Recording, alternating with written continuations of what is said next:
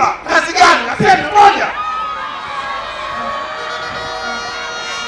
tu aniambie. Alipomaliza shule alikwenda kuajiriwa makao makuu ya chama. Aliyoyafanya pale aibu, wacha tuyanyamazia kwa leo.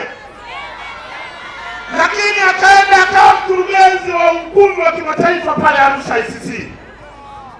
Alivyoiba pale aibu. Akatoka hapo akawa mbunge, akapewa kuwa waziri wa ardhi. Akapora ardhi kama ana akili nzuri. Asimame hadharani akatae. Halafu nimumbue, maana mimi kiboko yake nimezoea kumumbua. Pora ardhi. Akatoka hapo akawa waziri wa mifugo. Akapora ranchi zetu, akajitengenezea ranchi zake. Mlimsikia Makanga Morogoro. Kazi gani ambayo Lowassa tumempa kuwa Ikulu?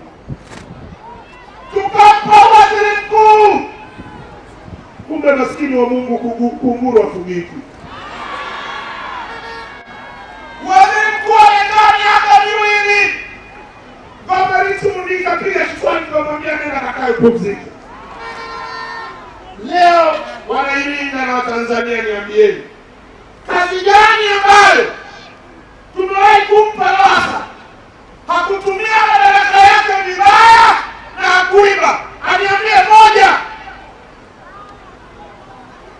Haipo. Mtu mwenye historia ya namna hii, chama hichi kinamruhusuje kwenda Ikulu? Haiwezekani. Na naamini Watanzania watatunga mkono.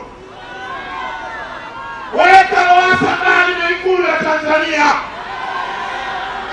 Weka Lowassa ndani na pesa zetu. Mwizi huyu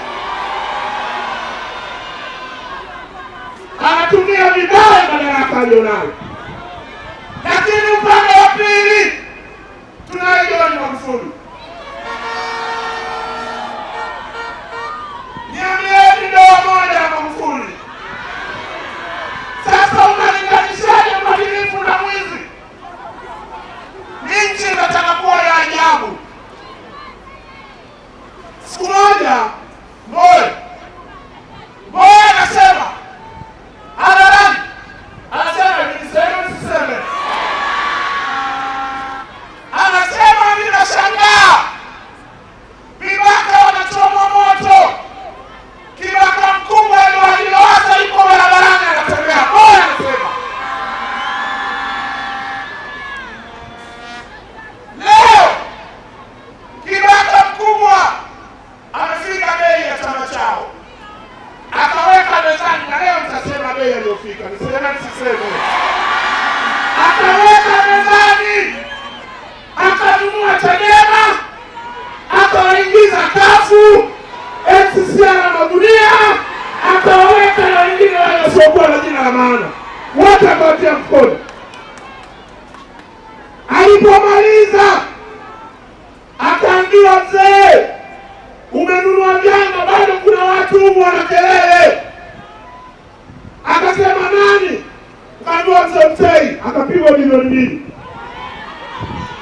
Akaambiwa Mbowe, akapigwa milioni zake 3. Lakini biashara ikaendelea. Akaambiwa kuna mchungaji mmoja anaitwa Msigwa, na yeye mchungaji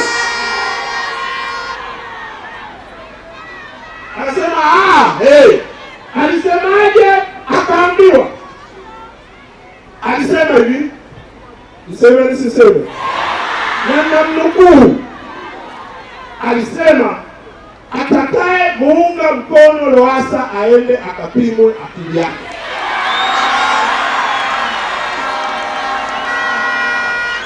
Huu ndio ulikuwa msimamo wa Msigwa. Atakaye muunga mkono Lowassa aende akapimwe nini? Sasa Msigwa, tangulia mwenyewe ukapime akili yako mwenyewe.